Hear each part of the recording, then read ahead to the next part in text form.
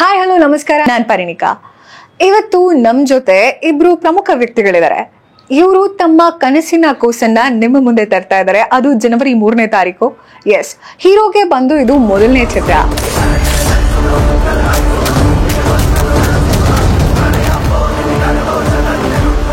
ಚಿತ್ರ ಹೆಸರು ಬಂದು ಸ್ವೇಚ್ಛಾ ಅಂತ. ಸ್ವೇಚ್ಛಾ ಚಿತ್ರದ ನಟ ಅನ್ವಿಶ್, ಹಾಗೆ ಈ ಚಿತ್ರದ ಮ್ಯೂಸಿಕ್ ಡೈರೆಕ್ಟರ್ ಲೋಕಿ ತವಸ್ಯ ಅವರು ಇವತ್ತು ನಮ್ಮ ಜೊತೆ ಇದ್ದಾರೆ. Welcome to the show. Hi hi, ನಮಸ್ಕಾರ. ಹೇಗಿದ್ದೀರಾ ಸರ್? ನಾನು ಆರಾಮಾಗಿದ್ದೀನಿ. ಸೊ ನಿಮ್ಮ ಚಿತ್ರ, ನೀವು ನಾಯಕ ನಟನಾಗಿ ಮೊದಲ ಬಾರಿಗೆ ಪ್ರೇಕ್ಷಕರ ಮುಂದೆ ಬರ್ತಾ ಇದ್ದೀರಿ. Jan 3 ಸಿನಿಮಾ ರಿಲೀಸ್ ಆಗ್ತಾ ಇದೆ. ಸೊ ಎಷ್ಟು ಖುಷಿ ಇದೆ ಸರ್? ತುಂಬಾ ಖುಷಿ ಇದೆ ಮ್ಯಾಮ್. 4 to 5 years ಸ್ಟ್ರಗಲ್ ಮಾಡಿದ್ದೀವಿ ಇದಕ್ಕೋಸ್ಕರ. ಲಾಕ್ಡೌನ್ ಆಯಿತು ಎಲ್ಲ. ಆ ಟೈಮಲ್ಲಿ ತುಂಬ ಕಷ್ಟ ಆಯಿತು. ಕಷ್ಟಪಟ್ಟು ಇಷ್ಟಪಟ್ಟು ಸಿನಿಮಾ ಮಾಡಿದ್ದೀವಿ. ಫೈನಲಿ Jan 3 ಬರ್ತಿದೆ ಮ್ಯಾಮ್. ಖುಷಿ ಇದೆ ಮ್ಯಾಮ್. ಸೊ ಚಿತ್ರ ಅಂದಮೇಲೆ ತುಂಬಾ ಎಕ್ಸ್ಪೆಕ್ಟೇಷನ್ಸ್ ಇದ್ದೇ ಇರುತ್ತೆ. ಜನ ಇವಾಗ ತುಂಬಾ ಥಿಯೇಟರ್ಗೆ ಬರಲ್ಲ ಅನ್ನೋದು ಮಾತಿತ್ತು. ಆದ್ರೆ ಇವಾಗ ಎಲ್ಲ ಮ್ಯಾಕ್ಸ್ ನ ನೋಡಿ ಗೆಲ್ಸಿದ್ದಾರೆ, UI ನ ಗೆಲ್ಸಿದ್ದಾರೆ. ಪ್ರತಿಯೊಂದು ಮೂವಿಗೂ ಕೂಡ ಒಳ್ಳೊಳ್ಳೆ ರಿವ್ಯೂಸ್ ಬರ್ತಾ ಇದೆ. ಈಗ ನಿಮ್ಮ ಸಿನಿಮಾ ಕೂಡ January 3 ರಿಲೀಸ್ ಇರೋದ್ರಿಂದ, ಜನ ಥಿಯೇಟರ್ಗೂ ಬರ್ತಾ ಇರೋದ್ರಿಂದ ಜನರಲ್ ಒಂದು ಕ್ವೆಶನ್ ಬರುತ್ತೆ, ಯಾಕೆ ಸಿನಿಮಾ ನೋಡ್ಬೇಕು ಅನ್ನೋದು. ಸೊ ಜನ ಯಾಕೆ ನಿಮ್ ಸಿನಿಮಾ ನೋಡ್ಬೇಕು? ನಮಗೆ ಕತೆ 2 hours ನೀವೇನು ನೋಡ್ತಿರಲ್ಲ ಥಿಯೇಟ್ರಲ್ಲಿ, ನಾನು ಹೇಳ್ದಂಗೆ ಎಲ್ಲೋ ಒಂದು ಕನೆಕ್ಟ್ ಆಗೇ ಆಗ್ತೀರಾ. ಎಲ್ಲರ ಲೈಫಲ್ಲಿ ನಡೆಯುವಂಥ ಸ್ಟೋರಿ ಇದು. ಎಲ್ಲರೂ ಲವ್ ಮಾಡಿರ್ತಾರೆ, ಎಲ್ಲರಿಗೂ ತಾಯಿ ಪ್ರೀತಿ ಏನು ಅಂತ ಗೊತ್ತು. ಯಾವುದೋ ಒಂದು ಪಾಯಿಂಟಲ್ಲಿ ಕನೆಕ್ಟ್ ಆಗೇ ಆಗ್ತೀವಿ. ಸ್ಟೋರಿ ಯೂನಿಕ್ ಆಗೇ ಇದೆ. ಸೊ ರಿಯಾಲಿಟಿ ಜಾಸ್ತಿ ಇದೆ, ಕಮರ್ಷಿಯಲ್ ಆಸ್ಪೆಕ್ಟ್. ಇದು ಸಿನಿಮ್ಯಾಟಿಕ್ ಶೂಟ್ ಮಾಡಿದೀವಿ, ಬಟ್ ಇರೋ ಕತೆ ರಿಯಲಿಸ್ಟಿಕ್ ಆಗಿದೆ. ಎಲ್ಲರೂ ಫೇಸ್ ಮಾಡಿರೋಂಥ ಕತೆ, ಅಷ್ಟು ರಿಯಲಿಸ್ಟಿಕ್ ಆಗಿದೆ. ಓಕೆ ಸರ್, ಮ್ಯೂಸಿಕ್ ವೈಸ್ ಬರೋದಾದ್ರೆ ಮ್ಯೂಸಿಕ್ ಎಷ್ಟು ಡಿಫ್ರೆಂಟ್ ಆಗಿದೆ ಬೇರೆ ಚಿತ್ರ ಕಂಪೇರ್ ಮಾಡಿದ್ರೆ? ಎಲ್ಲ ಕಮರ್ಷಿಯಲ್ ಸಿನಿಮಾಗಳನ್ನ ನಾವು ಕಂಟಿನ್ಯೂಸ್ ಆಗಿ ಮಾಡ್ತಾ ಇದ್ದೀವಿ. ಬಟ್ ಈ ಸಿನಿಮಾ ಕಂಪ್ಲೀಟ್ಲಿ ದೇಸಿ ಸೊಗಡೇನಿದೆ, ಜಾನಪದ ಅಲ್ಲ, ಕಮರ್ಷಿಯಲಿ ಟಚ್ ಜಾನಪದ ಲೆವೆಲ್ ಅಲ್ಲಿ ಕಂಪ್ಲೀಟ್ಲಿ ಡಿಫ್ರೆಂಟ್ ಆಗಿ ಎಲ್ಲಾ ಹಾಡುಗಳು. ನಗುವಿನಲ್ಲೇ ಒಂದು ನಕ್ಷತ್ರವನ್ನಿಟ್ಟು ನನ್ನೇ ನೋಡ್ತಾಳೆ, ಚಂದ ಅನಿಸುತ್ತಾಳೆ, ಕಣ್ಣಲ್ಲೇ ಸೆಳೆಯುತ್ತಾಳೆ. ಎಕ್ಸೆಪ್ಟ್ ಒಂದು ಇಂಟ್ರೊಡಕ್ಷನ್ ಸಾಂಗ್ ಮಾತ್ರ ನಾವು ಸ್ವಲ್ಪ ಪಾಶ್ ಆಗಿ ಮಾಡಿದೀವಿ. ಎಲ್ಲ ಹಾಡುಗಳು ಈ ದೇಸಿ ಸೌಂಡ್ನ ತುಂಬಾ ಚೆನ್ನಾಗಿ ಜನರಿಗೆ ಪರಿಚಯ ಮಾಡುತ್ತೆ. That's what we are missing. Actually we are missing our own culture ಅಲ್ಲ, we are going to introduce that. ನಾನು ಮಾಡಿರೋ ಸಿನಿಮಾಗಳಲ್ಲಿ, ರಿಲೀಸ್ ಆಗ್ತಿರೋ ಸಿನಿಮಾದಲ್ಲಿ ಹಾಡುಗಳಿದೆ. ಹಿಂದೆ ಇದೇ ತರ ಒಂದು ಮುತ್ತುರತ್ನ ಅನ್ನೋ ಒಂದು ಸಿನಿಮಾಗೆ ನಾನು ಕಂಪ್ಲೀಟ್ಲಿ ದೇಸಿಯಾಗಿ ಒಂದಷ್ಟು ವರ್ಕ್ ಮಾಡಿದ್ದು, ತುಂಬಾ ಚೆನ್ನಾಗಿತ್ತು. ಅದೇ ಜಾನರ್ ಇದರಲ್ಲಿದೆ. ಇಂಥ ಹಾಡುಗಳು ಜನರಿಗೆ ತಲುಪಿದೆ. ಜನ ಇಂಥ ಹಾಡುಗಳನ್ನ ಜಾಸ್ತಿ ಕೇಳಿಸ್ಕೊಂಡ್ರೆ ನಮ್ಮ ಕಲ್ಚರ್ ಅವ್ರಿಗೆ ಇಂಟ್ರೊಡ್ಯೂಸ್ ಆದಂಗೆ ಆಗುತ್ತೆ. That's we have that point. Actually commercial aspect ಎಷ್ಟೇ ಇರಲಿ, ಎಂಟರ್ಟೈನ್ಡ್ ಆಗಿ ಕಲ್ಚರ್ನ ಅವ್ರಿಗೆ ತೋರಿಸಿದೀವಿ. ಹಾಡುಗಳೆಲ್ಲ ಪದಗಳು, ಪ್ರತಿ ಪದ ಪ್ರತಿ ವರ್ಡು ದೇಸಿಯ ಪದ, ದೇಸಿಯ ಮಾತು, ದೇಸಿಯ ಕಥೆ. ಆ ಥರ ಒಂದು ಸ್ಪೆಷಲ್ ಆಗಿ ಸಿಗುತ್ತೆ ಜನರಿಗೆ. ಒಳ್ಳೆ ಎಂಟರ್ಟೈನಿಂಗ್ ಥಿಂಗ್ ಇದೆ actually. Very nice, very nice. So Anvish ಅವರೇ, ನಿಮ್ಮ ಫೇವರೇಟ್ ಹೀರೋ ಯಾರು? ದರ್ಶನ್ ಸರ್.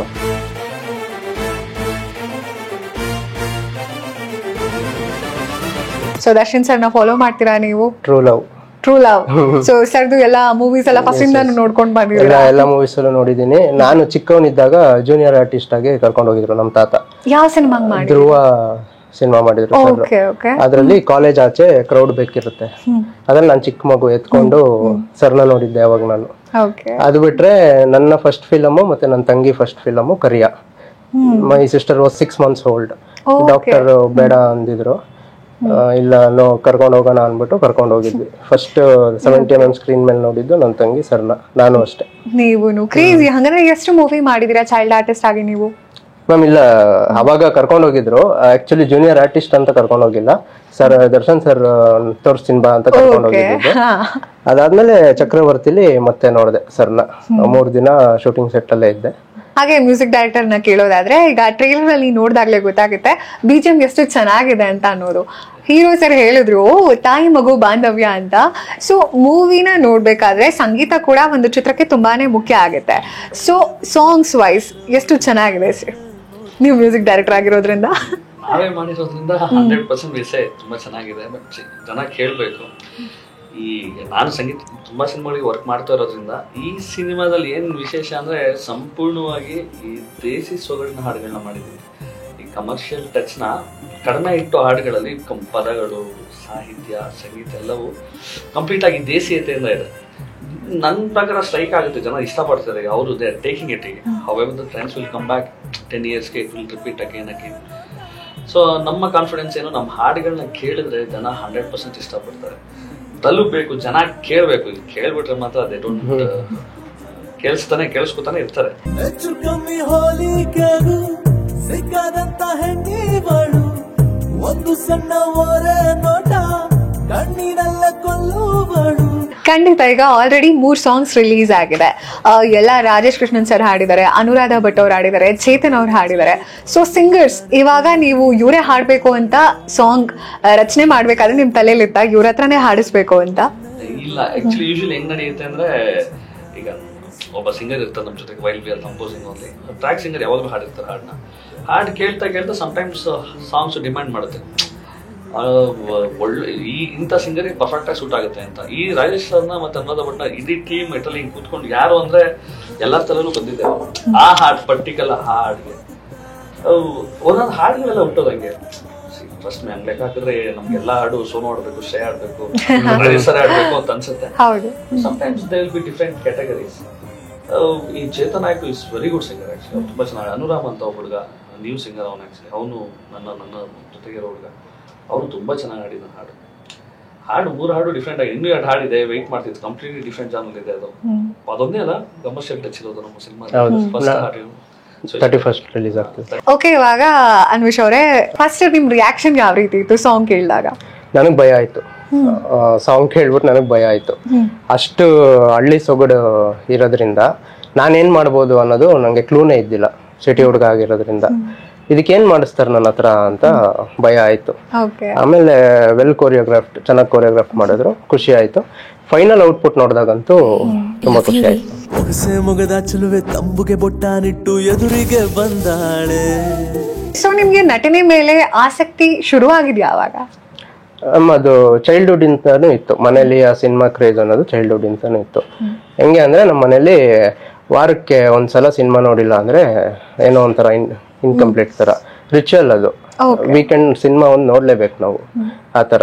ಇವಾಗ 2-3 ಆಗಿದೆ, ಅವಾಗ ವಾರಕ್ಕೆ ಒಂದಿತ್ತು, ಇವಾಗ 2-3 ಆಗಿದೆ. ಹಂಗೆ ಆ ಕ್ರೇಜ್ ಇತ್ತು, ಕ್ಯಾರಿ ಮಾಡಿದೆ ಕ್ರೇಜ್ ನ. ಆಪರ್ಚುನಿಟೀಸ್ ಸಿಗುತ್ತೆ ಅಂತ ಗೊತ್ತಾದಾಗ ರಶ್ ಮಾಡಿದೆ ನಾನು. ಸೊ ಯಾವ ತರ ಅಪ್ರೋಚ್ ಮಾಡಿದ್ರಿ? ನಿಮಗೆ ಸ್ವೇಚ್ಛಾ ಶುರುವಾಗಿದ್ ಹೇಗೆ? ಡೈರೆಕ್ಟರ್ ಅಪ್ರೋಚ್ ಮಾಡಿದ್ರಾ, ಇಲ್ಲ ನೀವೇ ಹುಡ್ಕೊಂಡು ಹೋಗಿದ್ರಾ? ಯಾವ ರೀತಿ ನಿಮ್ಗೆ ಅವಕಾಶ ಸಿಕ್ಕಿದ್ದು ಈ ಸಿನಿಮಾಗೆ? ನಾನು ಯಥಾರ್ಥ ಅಂತ ಒಂದು ಸಿನಿಮಾಗೆ ಆಡಿಷನ್ ಕೊಟ್ಟು ಸೆಲೆಕ್ಟ್ ಆಗಿದ್ದೆ. ಅಲ್ಲಿ ಕೋ ಡೈರೆಕ್ಟರ್ ಇದ್ರು. ಆ ಕೋ ಡೈರೆಕ್ಟರ್ ಇವಾಗ ಸ್ವೇಚ್ಛಾ ಡೈರೆಕ್ಟರ್. ಅಲ್ಲಿ ಅವ್ರು ನನ್ನ ವರ್ಕ್ ನೋಡಿದ್ರು. ಯಥಾರ್ಥ ನಿಲ್ತು ಫಿಲಮ್.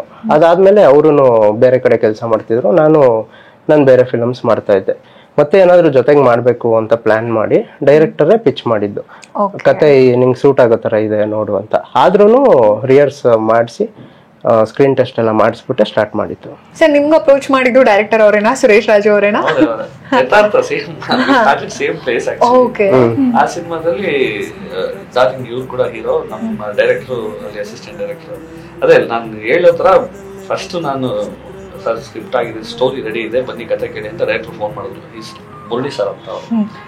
ಸೊ ಅವ್ರು ಕರೆದಾಗ ನಾನು ಹೋದಾಗ ಅವರು ಕತೆ ಹೇಳಿಲ್ಲ, ನಾನು ಹೇಳಲ್ಲ, ನಿಮ್ಗೆ ಎಕ್ಸ್ಪ್ಲೇನ್ ಮಾಡ್ತಾರೆ ಡೈರೆಕ್ಟರ್ ಅಂತ. ಇವರು ಸುರೇಶ್ ಅಂತ ನಮ್ಮ ಎಕ್ಸ್ಪ್ಲೇನ್ ಮಾಡ್ತಾರೆ ಅಂದಾಗ I was so energetic, I was explaining ಎಲ್ಲ. I keep repeating this thing, but ಒಂದು ಜೋಶು, ಇನ್ನು we are all like in same age. ಅವಾಗ ಇನ್ನೂ ತುಂಬಾ ಹೆಂಗಿತ್ತು, ಇಟ್ಸ್ ವೆರಿ ಲಾಂಗ್ ಬ್ಯಾಕ್.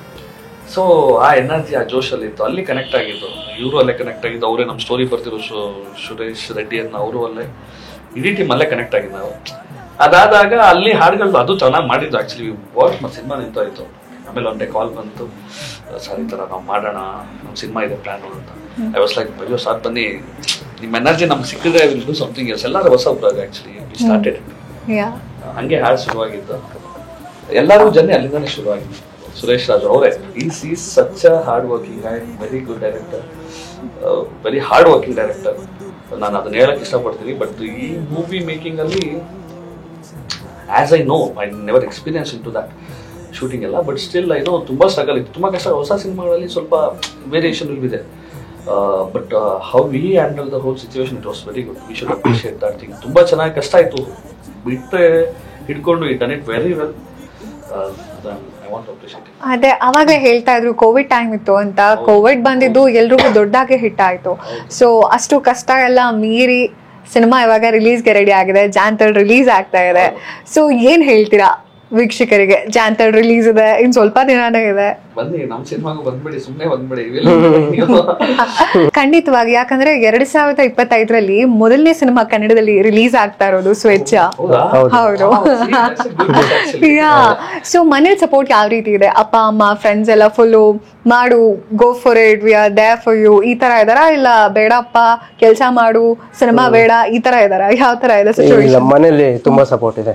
ಅವ್ರಿಗೆ ಹೆಂಗೆ ಅಂದ್ರೆ ಜೀವನ ಮಾಡಕ್ 1000 ದಾರಿ ಅಂತಾನೆ ಹೇಳ್ತಿರ್ತಾರೆ ನಮ್ಮ ಫಾದರ್ ಯಾವಾಗ್ಲೂ. ಒಂದ್ರಲ್ಲಿ ಏನಾದ್ರು ಫೇಲ್ ಆದ್ರೆ ಜೀವನ ಮಾಡಕ್ 1000 ದಾರಿ ಅಂತ ಹೇಳ್ತಿರ್ತಾರೆ. ಬಟ್ ಆ ಸಪೋರ್ಟ್ ಇದೆ ನನಗೆ, ನೀನೇನಾದ್ರೂ ಮಾಡು, ಚೆನ್ನಾಗ್ ಮಾಡು ಅಂತ. ಅಮ್ಮ ಆಗ್ಲಿ ಅಪ್ಪ ಆಗ್ಲಿ ಮನೇಲಿ ಎಲ್ಲರೂ. ನಾನು 70mm ಸ್ಕ್ರೀನ್ ಮೇಲೆ ಬರ್ತಿದ್ದೀನಿ ಅಂದ್ರೆ ಅವ್ರಿಗೂ ಖುಷಿ ಇದ್ದೇ ಇರುತ್ತೆ. ಖಂಡಿತ. ಅವ್ರಿಗೂ ವೆಯ್ಟ್ ಮಾಡ್ತಿದ್ರು. Jan 3 ಅವ್ರಿಗೂ ರಿಸಲ್ಟ್ ಸಿಗುತ್ತೆ. Jan 3 is the day. Anyway, ಇವಾಗ ಸ್ವೇಚ್ಛ ನಂತರ ಬೇರೆ ಪ್ರಾಜೆಕ್ಟ್ಸ್ ಇದೆಯಾ? ಟೇಕ್ ಆಫ್ ಆಗಿದೆಯಾ? ಜಲ್ಲಿಕಟ್ಟು ರಿಲೀಸ್ ಆಗ್ತಿದೆ, ಮಾರ್ಚ್ ಆರ್ ಏಪ್ರಿಲ್ ಪ್ಲಾನ್ ಮಾಡ್ತಿದ್ದಾರೆ. ಅದು ನನ್ನ ಸೆಕೆಂಡ್ ಫಿಲಮ್ ಆಗುತ್ತೆ. ಅದಾದ್ಮೇಲೆ ಸ್ಕ್ರಿಪ್ಟ್ ರೀಡಿಂಗ್ ನಡೀತಿದೆ ಮ್ಯಾಮ್. Very nice. ಸೊ ನಿಮ್ದು ನೆಕ್ಸ್ಟ್ ಪ್ರಾಜೆಕ್ಟ್ಸ್ ಎಲ್ಲ ನೀವು ಬ್ಯಾಕ್ ಟು ಬ್ಯಾಕ್ ಇಟ್ಕೊಂಡಿದ್ದೀರಾ ಆಲ್ರೆಡಿ? ಸದ್ಯಕ್ಕಿದೆ, 2 ಇದೆ, ಅದು ಫುಲ್ಫಿಲ್ ಮಾಡಬೇಕು. January 3 ಸ್ವೇಚ್ಛ ಸಿನಿಮಾ ರಿಲೀಸ್ ಆಗ್ತಾ ಇದೆ. ರಾಜ್ಯಾದ್ಯಂತ ಎಲ್ಲರೂ ಥಿಯೇಟರ್ಗೆ ಹೋಗಿ ಸಿನಿಮಾ ನೋಡಿ ಹೊಸ ಪ್ರತಿಭೆಗಳಿಗೆ ನೀವು ಸಪೋರ್ಟ್ ಮಾಡಿ ಸಿನಿಮಾ ನೋಡಿ ಕನ್ನಡ ಸಿನಿಮಾ ಗೆಲ್ಸಿ ಅಂತ ಹೇಳ್ತೀನಿ. ಸೊ ಸರ್, ನೀವೇನ್ ಹೇಳ್ತೀರಾ ನಮ್ಮ ವೀಕ್ಷಕರಿಗೆ ಕೊನೆಯದಾಗಿ? ದಯವಿಟ್ಟು ನಮ್ಮ ಹಾಡುಗಳನ್ನ ಕೇಳಿ. ಒನ್ಸ್ ಸ್ವೇಚ್ಛ ಅಂತ ಹೊಡಿರಿ, you will get few things. 1ರಿಂದ ಸ್ಟಾರ್ಟ್ ಮಾಡಿದ್ರೆ ಅಷ್ಟು ವಿಡಿಯೋಸ್ನ ನೀವು ನೋಡ್ತೀರಾ. ಅದು ನಮ್ಗೆ ಅದೊಂದು ಗ್ಯಾರಂಟಿ ಇದೆ, ಒಂದು ನಂಬಿಕೆ ಅಂತ ಇದೆ. ಹೊಸ ಸಿನಿಮಾಗಳಿಗೆ ಸಣ್ಣ ಪುಟ್ಟ ಎಂಕರೇಜ್ಮೆಂಟ್ ತುಂಬಾ ಹೆಲ್ಪ್ಫುಲ್ ಆಗುತ್ತೆ. ಸೊ 4 ಜನ if they started, so many people are watching this, is a good show actually. So ದಯವಿಟ್ಟು ಓಪನ್ ಮಾಡಿ, ಸ್ವೇಚ್ಛ ಓಪನ್ ಮಾಡಿ, ಅದನ್ನ ನೋಡಿ ಅದು ನಿಮ್ಮ ಥಿಯೇಟರ್ ಕರ್ಕೊಂಡು ಬರುತ್ತೆ. Trust me. ನಮ್ಮ ಮಾತುಕತೆ ನಿಮ್ಗೆ ಇಷ್ಟ ಆಯ್ತು ಅಂತ ಭಾವಿಸ್ತಾ ಶೋ ಮುಗಿಸ್ತಾ ಇದ್ದೀನಿ. ಧನ್ಯವಾದ.